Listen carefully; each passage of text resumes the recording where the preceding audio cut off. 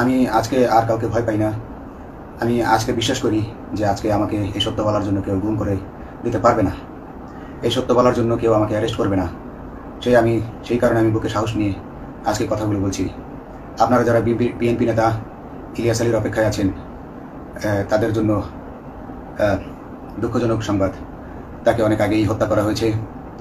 তাকে পতেঙ্গা সমুদ্র সৈকত দিয়ে কড়া পাহারায় সাগরের মাঝখানে নিয়ে স্পিড বোটের মাধ্যমে মুখে পলিথিন পেঁচিয়ে হত্যা করে, তার পেট ছুরি দিয়ে ছিদ্র করে তাকে পাথর দিয়ে বেঁধে সাগরে ডুবিয়ে দেওয়া হয়েছে। আমাকে 2017 সালের ইলেকশনের আগে আমি এয়ারপোর্ট যাচ্ছিলাম আমার মেয়েকে আনার জন্য। আমাকে 8-10 জন লোক বহুদিন ধরে ফলো করছিল। আমার গাড়ি ভেঙে আমাকে নিয়ে জোর করে 2টা পিস্তল থেকে আমাকে নিয়ে গেছে এবং আমাকে আয়না করে নিয়ে এসে এখানে রেখেছে। সম্মানিত দর্শক মণ্ডলী, আয়না করে নতুন কিছু চিত্র আপনাদের মাঝে তুলে ধরবো। যে বর্তমান এই সরকার ছিল যে খুনি সরকার, ফ্যাসিস্ট সরকার, যে সরকার নিজে খুনি, এমনকি তার প্রশাসনের ভিতরে এমন কিছু হায়না তৈরি করেছে, সেই জনগণের টাকা দিয়ে খরচ করে লালন পালন করেছে সেই বেনজিরের মতো একজন হায়না, এমনকি সেই মেজর জেনারেল জিয়াউল হকের মতো হায়না, এমনকি র্যাবের আরও কিছু উচ্চ পর্যায়ের কর্মকর্তা আছে যাদের মাধ্যমে এভাবে মানুষ গুম করে তাদেরকে এভাবে প্রাণে মেরে ফেলতো, হয়তো নদীতে ডুবিয়ে দিত অথবা গোপন স্থানীয় মেডিসিনের মাধ্যমে নিশ্চিহ্ন করে দিত তার লাশ। এমন কিছু ভয়াবহ চিত্র তুলে ধরেছেন একজন র্যাব কর্মকর্তা। এতদিন তার জবান বন্ধ ছিল। ইতিমধ্যে যেহেতু নতুন করে দ্বিতীয়বারের মতো বাংলাদেশ স্বাধীন হয়েছে, এখন সে মুক্ত, এমনকি সে সবার সামনে এসে মুখ ফুটে সে বলতে পারছে সব কথা, এমনকি এখন তার ভয় নেই। সে সব কিছু কথা বলেছে। এমনকি এই ভিডিওতে আপনাদেরকে দেখাবো, শুরুতে কিছুটা দেখেছেন যে এইভাবে যে আয়না করে বন্দি করে রেখেছে, সবাইকে আয়না করে ছিল, অনেকে এখনো পর্যন্ত নিখোঁজ, যাদেরকে আয়না করে পাওয়া যায়নি, তাদেরকে এই খুনি সরকার কোথায় রেখেছে এমন কিছু লোমহর্ষক তথ্য দিয়েছেন এই র্যাব কর্মকর্তা। এমনকি ইলিয়াস আলীকে কোথায় রাখা হয়েছে, সে কি জীবিত আছেন নাকি তাকে মেরে ফেলা হয়েছে, বিস্তারিত আপডেট আপনাদের মাঝে ভিডিওতে তুলে ধরবো। এই জন্য ভিডিওটি খুবই গুরুত্বপূর্ণ প্রিয় দর্শক, 1 সেকেন্ডেও না টেনে ধৈর্য সহকারে শেষ পর্যন্ত দেখবেন। ছোট্ট একটি রিকোয়েস্ট থাকবে, আপনারা যদি আমাদের এই চ্যানেলটিতে নতুন দর্শক হয়ে থাকেন অবশ্যই চ্যানেলটিকে সাবস্ক্রাইব করে পাশে থাকা বেল বাটনটি অন করে দিবেন। প্রিয় দর্শক, কথা না বাড়িয়ে ভিডিওতে একটি লাইক দিয়ে দেখতে থাকুন সম্পূর্ণ ভিডিওটি। বিসমিল্লাহির রহমানির রহিম। আমি বাংলাদেশ পুলিশের একজন কর্মকর্তা এসআই মাসুদ রানা। আমি আপনাদের কাছে কিছু তথ্য তুলে ধরতে চাই যেটা বাংলাদেশের মানুষ অনেক দিন ধরেই জানে না, বা তারা এই প্রশ্নের উত্তর খুঁজছে অনেক বছর ধরে, কিন্তু কোনো উত্তর খুঁজে পায়নি। আজকে যাকে সেনাবাহিনী থেকে অব্যাহতি দেওয়া হলো, মেজর জেনারেল জিয়াউল হাসান, যিনি এনটিএমসির প্রধান ছিলেন এবং তিনি র্যাবের অতিরিক্ত পরিচালক ছিলেন। অতিরিক্ত পরিচালক অপারেশন। তিনি মেজর থাকতেই র্যাবে ছিলেন এবং বাংলাদেশে যত গুম খুন হয়েছে বিএনপি সহ অন্যান্য যারা অ্যাক্টিভিস্ট, সেই গুম খুনের সাথে জড়িত এই জিয়াউল হাসান। অনেক নেতাদেরকেই র্যাবের কালো গাড়িতে করে সিভিলে ধরে আনা হতো, এনে র্যাব 1-এর গোপন আস্তানায় তাদেরকে আটক রাখা হতো। এরপর তাদেরকে সময় মতো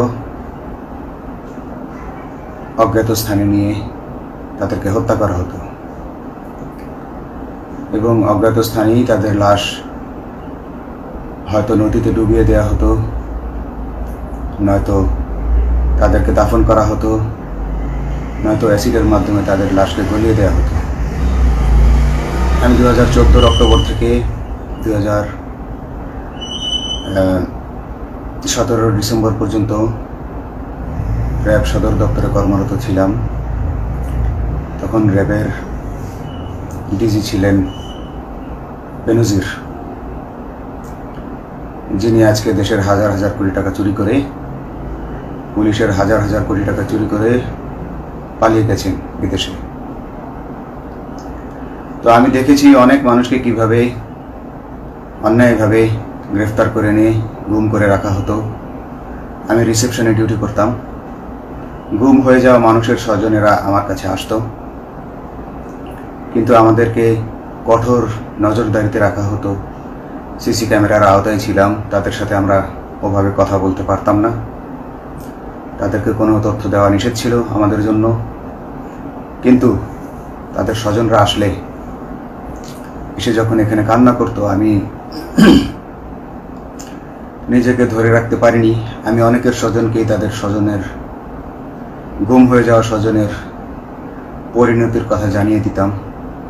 বিশেষ করে যাদেরকে মেরে ফেলা হতো, খুন করা হতো, তাদেরকে আমি খারাপ সংবাদটা দিতাম না। কিন্তু যাদেরকে বন্দি করে রাখা হতো, যেমন বিএনপি নেতা সালাউদ্দিন আহমেদকে যখন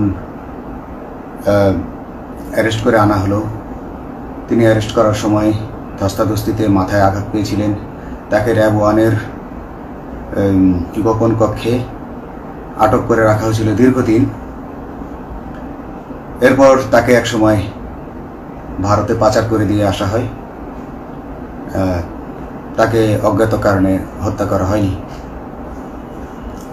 তার ফ্যামিলি এসেছিল, তার স্ত্রী হাসিনা আহমেদ, তার ভাই গিয়াসউদ্দিন আহমেদ। ওনারা আমার কাছে বেশ কয়েকবার এসেছেন। আমি কয়েকদিন ওনাদের এই উদ্বেগ উৎকণ্ঠা আমার সামনে বসে কান্নাকাটি দেখে আমি থাকতে পারিনি। আমি ওনাদেরকে কৌশলে আমার ফোন নাম্বার দিয়ে আমি ওনাদের সাথে দেখা করে ওনাদেরকে জানিয়ে দিই যে সালাউদ্দিন সাহেবকে হত্যা করা হয়নি, উনি জীবিত আছেন এবং ওনাকে হত্যা করার সিদ্ধান্ত নেওয়া হয়নি। এই সিদ্ধান্তগুলো জেনে নিতেন তিনি হচ্ছেন বর্তমানে মেজর জেনারেল জিয়াউল হাসান, যাকে আজকে অব্যাহতি দেওয়া হয়েছে। শুধু অব্যাহতি যদি দেয়া হয়, তাকে যদি বিচারের মুখোমুখি করা না হয়, তাহলে এই আন্দোলনের, এই স্বাধীনতার কোনো মূল্য থাকবে না। আমি আজকে আর কাউকে ভয় পাই না। আমি আজকে বিশ্বাস করি যে আজকে আমাকে এই সত্য বলার জন্য কেউ গুম করে দিতে পারবে না। এই সত্য বলার জন্য কেউ আমাকে অ্যারেস্ট করবে না। সেই কারণে আমি বুকে সাহস নিয়ে আজকে কথাগুলো বলছি। আপনারা যারা বিএনপি নেতা ইলিয়াস আলীর অপেক্ষায় আছেন, তাদের জন্য দুঃখজনক সংবাদ। তাকে অনেক আগেই হত্যা করা হয়েছে। তাকে পতেঙ্গা সমুদ্র সৈকত দিয়ে কড়া পাহারায় সাগরের মাঝখানে নিয়ে স্পিড বোটের মাধ্যমে মুখে পলিথিন পেঁচিয়ে হত্যা করে, তার পেট ছুরি দিয়ে ছিদ্র করে, তাকে পাথর দিয়ে বেঁধে সাগরে ডুবিয়ে দেওয়া হয়েছে। শুধু ইলিয়াস আলী নয়, অনেক নেতার সন্ধান যারা আজও পাননি।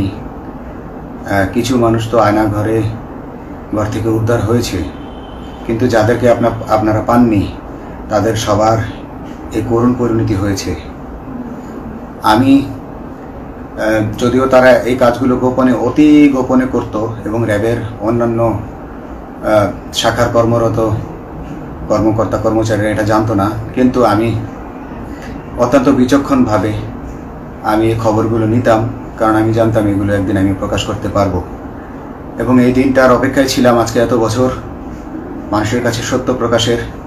বাংলাদেশের মানুষ জানুক যে কারা খুনি, কারা এত মানুষকে গুম খুন করেছে, এই দেশ থেকে এই দেশে ত্রাসের রাজত্ব কায়েম করেছে।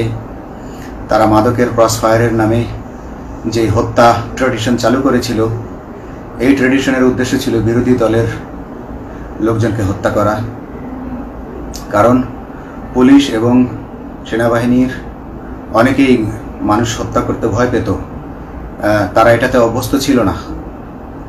অনেকেই অনেক সাহসী, কিন্তু একটা মানুষকে হত্যা করার পর তারা আর ঘুমাতে পারতো না, তাই তারা এসব কাজ করতো না। কিন্তু খুনে হাসিনা কিছু মানুষকে এভাবে হত্যা করতে করতে পুরস্কৃত করার মাধ্যমে হত্যা করতে অভ্যস্ত করে ফেলে। তারাই এই গ্রেফতারকৃত, এই গুমকৃত মানুষদেরকে গুলি করে হত্যা করত। এবং তারা এতটাই নিষ্ঠুর যে তারা এক একজন কয়েক শত করে হত্যা করেছে। এবং এই মানুষগুলোর সংখ্যা বেশি নয়, এই মানুষগুলো বেশি নয়, কারণ সবাই লাশ দেখতে পারে না। একটা মানুষকে খুন করার পর লাশের যে ছটফটানি এবং মাথায় গুলি করার পর মাথার যে বিকৃত অবস্থা, এই জিনিসগুলো আমাদের অনেকেই আমরা সহ্য করতে পারি না।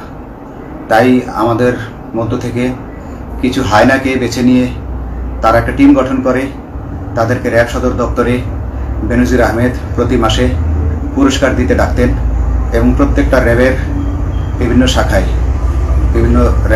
শাখায় এরকম দু একজন রাক্ষস ছিল যারা মানুষকে শ্যুট করত, গুলি করত, হত্যা করত এবং গুম করত। তারা এখনো আছে। তাদেরকে আমি নতুন সরকারের কাছে দাবি জানাবো, তাদেরকে বের করতে হবে, তাদেরকে বিচারের আওতায় আনতে হবে। না হলে এত শহীদের বিনিময়ে যে ফ্যাসিবাদ থেকে, যে স্বৈর শাসন, যে খুনি হাসিনার হাত থেকে আমরা মুক্তি পেয়েছি, সে মুক্তির প্রকৃত মূল্য আমরা পাবো না, প্রকৃত স্বাদ আমরা পাবো না। এই খুনিদেরকে বের করতে হবে, এই খুনিদেরকে বের করে আইনের আওতায় আনতে হবে। বাংলাদেশ পুলিশ কখনোই গুলি করতে অভ্যস্ত ছিল না। আপনারা জানেন একসময় পুলিশ যে গুলি করতো না, এটা নিয়ে অনেক ব্যঙ্গচিত্র ছাপা হতো পত্রিকাগুলোতে, যে গুলি না করতে গুলি খেলনার বন্দুকে পরিণত হয়েছে। তো কিন্তু সেই নিরীহ পুলিশকে রক্তপিপাসু হিসেবে শেখ হাসিনা তৈরি করেছে। তবে সবাই নয়, কিছু কিছু মানুষ। আপনারা দেখেছেন এবং এই আন্দোলনের ভিডিও ফুটেজ দেখলেও দেখবেন যে কয়েক শত পুলিশের মধ্যে কেবলমাত্র কয়েকজনই জনতার দিকে গুলি ছুড়ছে। তো আপনারা ঢালাওভাবে পুলিশকে আপনাদের আক্রমণের নিশানা বানাবেন না। নতুন সরকার অবশ্যই এর বিচার করবে। আমি আশাবাদী নতুন সরকারের কাছে তারা যদি আমার কাছে কোনো তথ্য চায়, আমি তথ্য দেব ইনশাল্লাহ। এবং এই খুনিদেরকে, এই রাক্ষসদেরকে বের করতে হবে। প্রতিটি গুমের, প্রতিটি হত্যার সুষ্ঠু তদন্ত করলে এগুলো বের হয়ে আসবে বলে আমি আশা করি এবং আমি চাই এরা ধরা পড়ুক, এদের বিচার হোক। না হলে এরা যুগে যুগে এই রাক্ষস যুগে যুগে রয়ে যাবে, আমাদের মাঝেই তারা লুকিয়ে থাকবে এবং যুগে যুগেই তারা মানুষের রক্ত পান করেই যাবে। পুলিশ বাহিনী মানুষকে সেবা করবে, এটাই হওয়া উচিত পুলিশের ধর্ম। পুলিশের ধর্ম হবে পুলিশের জন্য, পুলিশ মানুষের জন্য। উন্নত রাষ্ট্রের পুলিশ মানুষ যেভাবে পুলিশকে ডাকলেই পুলিশ 5 মিনিটের মধ্যে ছুটে যায়, তাকে সাহায্য করে। আমরা বিভিন্ন ভিডিওতে দেখি যে পুলিশ হাঁসের বাচ্চাকে রাস্তা পার করে দিচ্ছে, একজন অন্ধ মানুষকে রাস্তা পার করে দিচ্ছে। বাংলাদেশের পুলিশ এমনটাই করতে চায়, আমরা এমনটাই করতে চাই, কিন্তু সেই পরিস্থিতিতে আমাদেরকে রাখা হয়নি। আমাদেরকে রাখা হয়েছে দৌড়ের উপর, আমাদেরকে রাখা হয়েছে বিভিন্ন অন্যায় কাজের উপর, বিভিন্ন অন্যায় আদেশের উপর। কেউ যারা মেনেছে তারা ভালো ভালো জায়গায় পোস্টিং নিয়ে থেকেছে, যারা মানেনি তাদেরকে খারাপ জায়গায় পোস্টিং দেওয়া হয়েছে, কারো চাকরি হারিয়েছে, কাউকে সাসপেন্ড করে রাখা হয়েছে। আমি নিজেও একজন এমন বৈষম্যের শিকার, অন্যায় মিথ্যা মামলার শিকার হয়ে আমি নিজেও বর্তমানে সাসপেনশন অবস্থায় আছি এবং এই সাসপেনশন অবস্থায় থেকে আমি আল্লাহর কাছে শুকরিয়া জানাই, কারণ এই সাসপেনশন থাকার কারণে আমি ছাত্র জনতার আন্দোলনের সাথে সংযুক্ত হতে পেরেছি। আমি সবসময় আল্লাহর কাছে দোয়া করেছি যে আল্লাহ তুমি আমাকে মুজাহিদ হিসেবে কবুল করো, আমাকে জিহাদ করার তৌফিক দান করো এবং আমাকে শহীদী মৃত্যু দান করো। এবং আল্লাহ আমার দোয়া কবুল করেছেন। আমি ছাত্র জনতার সাথে এই জিহাদে অংশগ্রহণ করেছি, ছাত্র জনতা সফল হয়েছে। আমি গর্বিত আমি এই আন্দোলনে একজন পুলিশ অফিসার হয়েও আমি অংশগ্রহণ করতে পেরেছি। তো যাই হোক, আমি চাইব যে বাংলাদেশ পুলিশের, র্যাবের যে সকল কর্মকর্তা অগণিত মানুষের গুম খুনের সাথে জড়িত ছিল তাদেরকে ধরা হোক, তাদেরকে আইনের আওতায় আনা হোক। আমাদের মতো অনেক অফিসার আছি যারা এসব কুকর্মের সাক্ষী। আমরা সাক্ষ্য দেব। আমরা এখন আর ভয় পাই না। আমরা আসলে যে ভয় পেয়েছি তা নয়, আমাদের বাহিনীতে টিকে থাকাটা জরুরি ছিল। জনগণের স্বার্থেই আমাদের বাহিনীতে থাকা জরুরি ছিল, কারণ আমরা যদি বাহিনী থেকে আউট হয়ে যেতাম তাহলে এসব তথ্য আমরা জানতে পারতাম না এবং জনতার কাছে পৌঁছাতে পারতাম না। জনতার কথা বলতে হলে, জনতার সাথে থাকতে হলে আমি পজিশনেও থাকতে হবে। এই জন্য অনেক কিছুই প্রকাশ করিনি, কারণ আপনারা ভালো মতোই জানেন যে অনেক সেনাবাহিনীর মেজরকেও গুম করে দেওয়া হয়েছে যারা মুখ খুলেছে। আমি তো একজন সামান্য সাব ইন্সপেক্টর, আমাকে গুম করে দেওয়া তাদের 1 সেকেন্ডের ব্যাপার ছিল। তো আমি এখন বিশ্বাস করি যে এখন সেই দিন, সেই কালো মেঘ সরে গেছে আকাশ থেকে।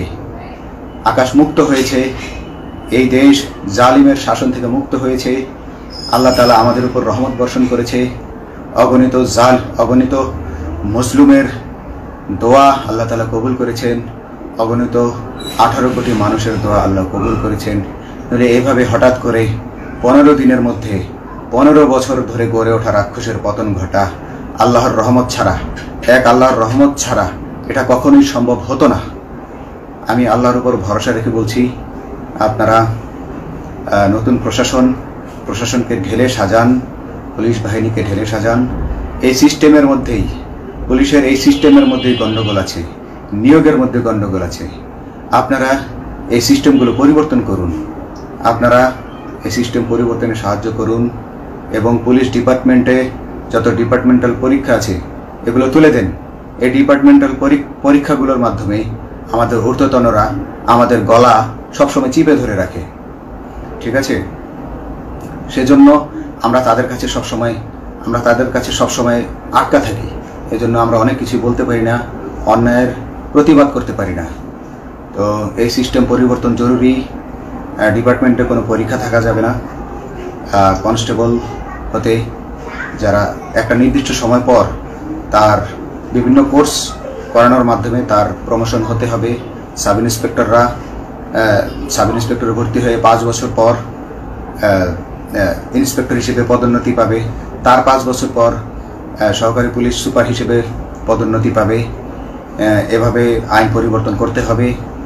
তাদেরকে দক্ষ করে গড়ে তোলার জন্য বিশেষ কোর্সের আয়োজন করতে হবে এবং সৎভাবে বাঁচার জন্য সঠিক বেতন কাঠামো এবং ভালো কাজের জন্য পুরস্কার এর ব্যবস্থা করতে হবে। বিভিন্ন যে চোরাই মাদক উদ্ধারের জন্য সেক্ষেত্রেও বিশেষ পুরস্কারের ব্যবস্থা থাকতে হবে এবং বাসস্থান এবং যানবাহন, পুলিশের যেই ব্যয়টা হয় সেটা হচ্ছে বাসস্থান এবং যানবাহন। পুলিশ আমরা নিজের বেতনের টাকা দিয়ে মোটরসাইকেল কিনে চাকরি করতে হয়, এই বিষয়টা যেন না করতে হয় এবং সরকারি বাসস্থান যদি আমাদেরকে দেয়া হয় তবে আমরা বেতনের টাকা দিয়ে আমরা মানুষকে সেবা দিতে পারবো, সৎভাবে চলতে পারবো এবং দেশের মানুষকে সন্তুষ্ট করতে পারবো ইনশাআল্লাহ। তো আমি আপনাদেরকে প্রথমে যেই তথ্যগুলো দিয়েছি গুম খুনের বিষয়ে, আপনারা এই তথ্যগুলো অনুসন্ধান করুন, অনুসন্ধানে টিম গঠন করুন। প্রত্যেকটা গুম খুনের বিচার হতে হবে এই দেশে। যারা আটক ছিলেন অনেকেই হয়তো এখন আয়নাঘর থেকে মুক্তি পেয়েছেন, কিন্তু যারা দুর্ভাগ্যের শিকার হয়ে মৃত্যুবরণ করেছেন তাদের আত্মীয় স্বজনরা, তাদের প্রতি আমার সমবেদনা রইল। তারা জোর দাবি তুলুন, তারা সবাই সরকারের কাছে আপনাদের পরিবার পরিজনের নিখোঁজ হওয়ার বিষয়টি তুলে ধরুন, আপনারা জোর দাবি জানান এবং গুম খুন তদন্তে একটি তদন্ত কমিটি গঠন করা হোক, যেখানে কোনো পুলিশ বা সেনাবাহিনীর সদস্য থাকবে না। এটা হতে পারে বিচার বিভাগীয় তদন্ত বা অন্য কারো মাধ্যমে, কিন্তু এই হায়নাদের এই খুনিদেরকে বের করুন, বের করে এদেরকে শাস্তির আওতায় আনুন। তবেই এই তারা তাদের বলিদান সফল হবে আসসালামু আলাইকুম। প্রিয় দর্শক, আশা করি সম্পূর্ণ ভিডিওটি দেখলেন। ভিডিও দেখে অবশ্যই বুঝতে পেরেছেন এই খুনি সরকারের সাবেক প্রধানমন্ত্রী ফ্যাসিস্ট হাসিনা যে শিক্ষার্থীদের অসহযোগ আন্দোলনে গণ অভ্যুত্থানের শেষ পরিণত হয়েছে, তার পালিয়ে গোপনে পদত্যাগ করে পালিয়ে সে বাংলাদেশ ছেড়েছেন। এই খুনি হাসিনা প্রশাসনের ভিতরে পুলিশ প্রশাসন, র্যাব প্রশাসন, এমনকি সেনা প্রশাসনের ভিতরে এমন কিছু হাইনা সে তৈরি করে রেখেছে, যে সমস্ত হাইনা এমন কাজ করেছে, মানুষদেরকে এভাবে নির্মমভাবে তারা মেরে ফেলেছে, এমনকি গুম করেছে, যে সমস্ত কাহিনী শুনলে মনে হয় যে এটা বাস্তব কোনো ঘটনা না, হতে পারে সিনেমার কোনো দৃশ্য। এমনকি তারা যেভাবে করেছে সিনেমার দৃশ্যকেও তারা হার মানিয়েছে, অভিনয়কে হার মানিয়েছে। প্রিয় দর্শক, অবশ্যই এই র্যাব কর্মকর্তা ভাইয়ের মুখ থেকে আপনারা শুনেছেন যে সে ইলিয়াস আলীকে কিভাবে যে গুম করেছে। প্রথমে গুম করে তার লাশকে সমুদ্রের মাঝখানে নিয়ে সেখানে তাকে আঘাত করে তাকে মেরে ফেলেছে, এমনকি তার শরীরে পাথর বেঁধে সমুদ্রে তার লাশ ডুবিয়ে দিয়েছে। শুধু এই ইলিয়াস আলী নয়, এরকম ভয়াবহ কিছু চিত্র তিনি তুলে ধরেছেন। আর এই সমস্ত ঘটনা ঘটেছে সে র্যাব কর্মকর্তা থাকাকালীন, সে চাকরিতে থাকাকালীন তার সামনে সে ঘটনা ঘটেছে। অনেক সময় তার সামনে এই সমস্ত ঘটনা না ঘটলেও সে তদন্ত করে সে বিচক্ষণভাবে সেই বিষয়গুলো সে জানার চেষ্টা করেছে, এমনকি পরিশেষে সে জানতে পেরেছে, এমনকি মানুষের কাছে সে এক সময় কোনো সময় প্রকাশ করতে পারবে। এই জন্য সে নিজের কাছে কথাগুলো রেখে দিয়েছে। আজ যেহেতু বাংলাদেশ দ্বিতীয়বারের মতো স্বাধীন হয়েছে এই ফ্যাসিস্ট খুনি সরকারের থেকে, এখন সে উন্মুক্তভাবে সে মানুষের কাছে এই সমস্ত তথ্য, এই লোমহর্ষক ঘটনাগুলো একের পর এক তুলে ধরেছেন। প্রিয় দর্শক, এই জন্য এই সমস্ত খুনি হাইনা যারা বাংলাদেশে আছে, এই প্রধানমন্ত্রী তাদেরকে লালিত পালিত করে এইভাবে হাইনা বানিয়েছেন। যেমন মেজর জেনারেল জিয়াউল হক, এমনকি বেনজির, সেই ডিবি হারুন, এই সমস্ত মানুষকে এমনভাবে শাস্তি, তাদের প্রত্যেকটা অঙ্গ প্রত্যঙ্গ টুকরা টুকরা করলেও এই সমস্ত শাস্তির প্রতিশোধ নেওয়া হবে না। প্রিয় দর্শক, অবশ্যই আপনার স্থান থেকে আপনার মূল্যবান মতামতগুলো কমেন্ট বক্সে জানিয়ে দেবেন, এমনকি এই ভিডিওটি শেয়ার করে সকলের মাঝে ছড়িয়ে দেবেন। প্রিয় দর্শক, আজকের মতো এখানে শেষ করছি। ভালো থাকুন, সুস্থ থাকুন, আবারও দেখা হচ্ছে পরবর্তী ভিডিওতে।